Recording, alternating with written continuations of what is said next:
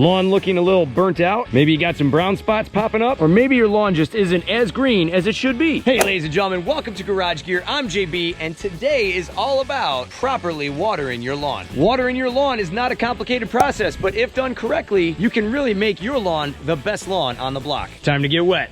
Now let's be realistic. I don't care who you are or what kind of lawn you have, every lawn will show some kind of weak spot as the temperatures start to get really high in the summertime. And understand that a lawn browning out in the summertime is totally normal. Temperatures are up, the sun is out, and the lawns are slipping slowly into their summer dormancy. Much like it does in the wintertime, your lawn goes dormant. Basically says, it's too hot out, I need to chill out for a little while, but I'll be back in the fall. Now here in Buffalo, New York, where I live, lawns are pretty much made up of turf-type tall fescue, perennial rye, and Kentucky bluegrass. And once the temperatures hit about 80 degrees, they start to check out, with 85-degree temperatures being the highest that they could actually tolerate. Now there are a few telltale signs that will indicate to you that your lawn is starting to struggle. Obviously, the lawn turning brown, brown spots popping up, that's a dead giveaway. That's the first one. The second sign being the grass turning a steely bluish gray color. Another key indicator is me stepping on the turf and it not bouncing back up as fast as it should. You see these things starting to happen? Start watering. Now we recently had about 10 days straight of 90-degree temperatures, and boy was it hot. That totally zilched the lawn, and no matter how much I watered, I felt like I wasn't putting enough down. So now as the lawn starts to brown out, you're gonna have to ask yourself a pivotal question. Am I gonna water like an absolute maniac to get my lawn green again? Or am I just gonna give the lawn enough water, perhaps just what it needs? I choose to just give the lawn exactly what it needs. Now when I moved into this house a number of years ago, I decided I was gonna water like an absolute maniac, thinking that that was going to help my lawn get greener. I watered every single day, and I had that sprinkler running all day long. And you know what? The lawn only got a shade of lime green, and that was it. When we got our water bill later in that season, our bill was about $185. For us, that was a very high water bill. Now here's our pool, and we put this in a few years ago, and in order to fill it, I had to run the garden hose into the pool, and I let it run. And I remember when we got our water bill later that season, my bill was about $185 as well. Now there's about 16,000 gallons of water in this pool, I believe. So does that mean that I put 16,000 gallons of water on my lawn to achieve minimal results? So now you may be asking yourselves, well, JB, how do you keep up with it? Well, I put down between 1 and 1 1/2 inch of water on my lawn every single week in the summertime. If you're getting some rain help along the way, go for about 1 inch. But if you are in a drought stage in your area, shoot for about 1 1/2 inches. Give it that little extra. Now check this out. This is my parkway right here, but look right here.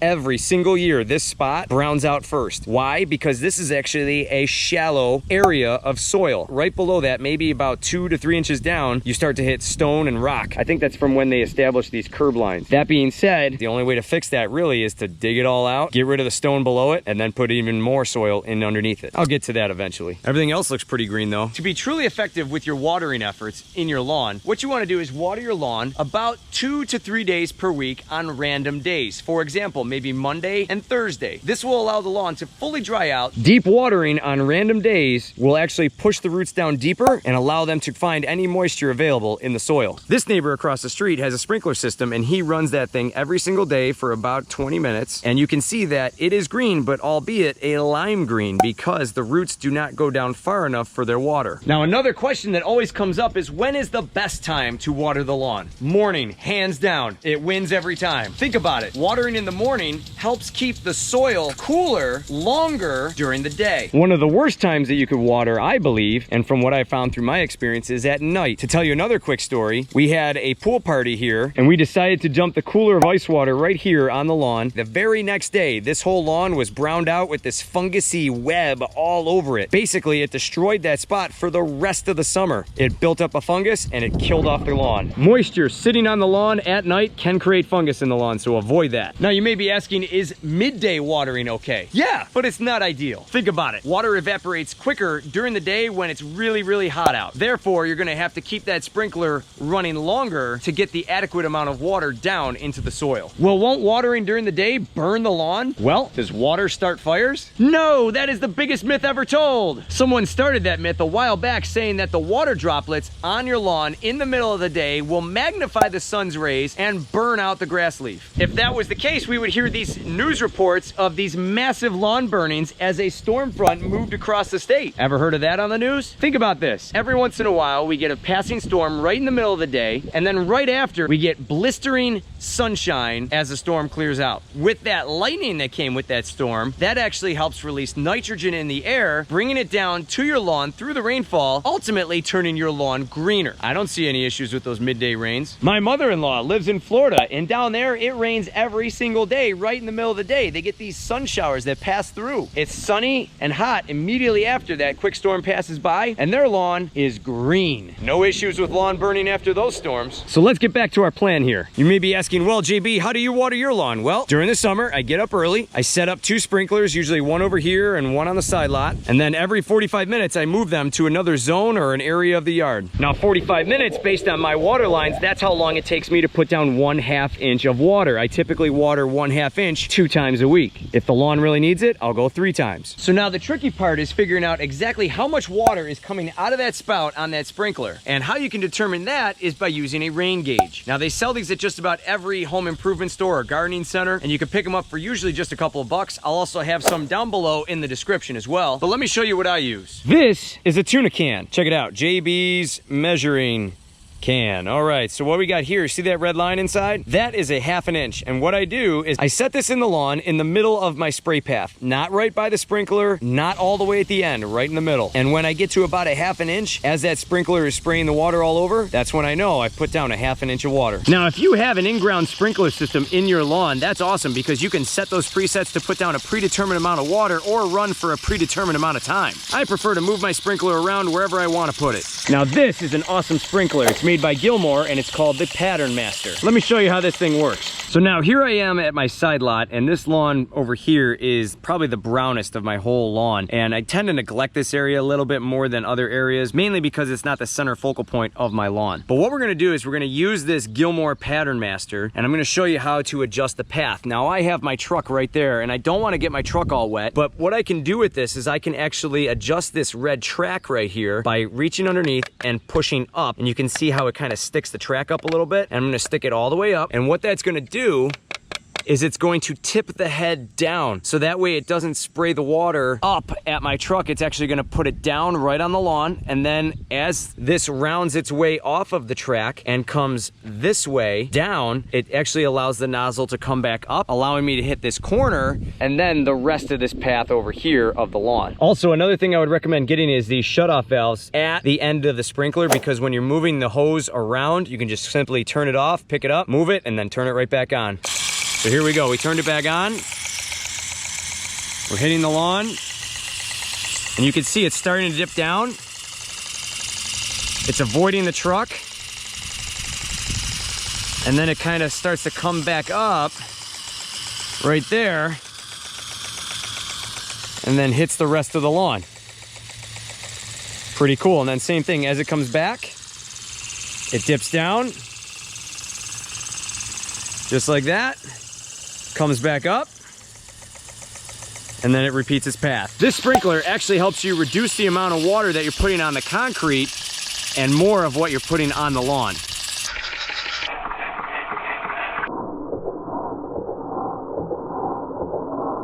Now, ladies and gentlemen, I have a secret weapon when it comes to watering my lawn. And the question isn't so much what is my secret weapon, but more so who is my secret weapon. For that, we gotta go pay somebody a visit. All right, fans of garage gear, this is Dave Sage. Now, Dave Sage, you are my neighbor a couple doors down, and you're a retired meteorologist, correct? Yes, that's correct. I've been retired for almost 10 years. Okay, so now, where exactly did you work as a meteorologist? Well, I worked my 40-year career at the National Weather Service office in Buffalo. Let me tell you, this guy has got all the numbers for us. Dave Sage actually holds a weather prediction accuracy rating of 99.998%. Wow. All right, so Dave, you're kind of like a lawn nut like me, right? Yeah, I try to beat you, but I can't never do it. I think you know, you and I, we're neck and neck. That's how I like to see it. All right, so Dave, so what are your practices or philosophies with watering your lawn? Well, when we're not getting enough rain, I like to make use of the fertilizer that I have done and make it worthwhile, so I like to keep my lawn green. So what I like to do is water deep when I do water. Right. I want to give it at least a 1/2 inch so that it soaks in and the roots will feed for it deeply rather than come all the way to the top. Right, you don't want shallow roots, you want deep settling roots. Deep roots. Watering once a day, a small amount is no good, but watering deep, maybe once or twice a week, probably the best method. Right, and I was just talking about this earlier in the video, and we said random and deep, random and deep. So we want to water on random days, putting some breaks in between, allowing the grass to fully dry out. That way the roots kind of reach further down for their water source. That's very important. So now, ladies and gentlemen, I call Dave my secret weapon, but in all reality, he's more like a teammate with me because I help him out by giving him lawn tips, and he helps me out by actually giving me very accurate rainfall measurements. Let's talk about that. All right, so here we go. We're walking to Dave Sage's backyard,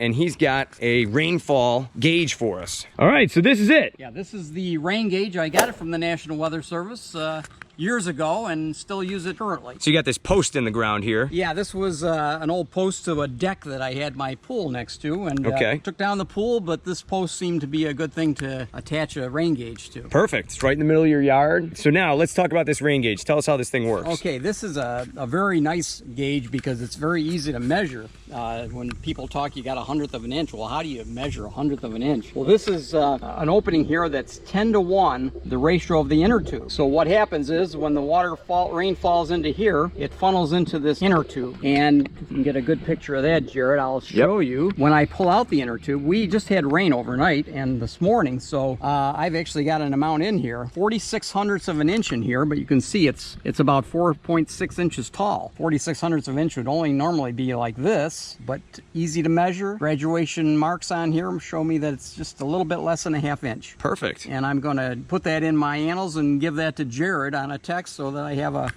record of everything we've gotten this month. Now, I'm going to empty this now after memorizing the number.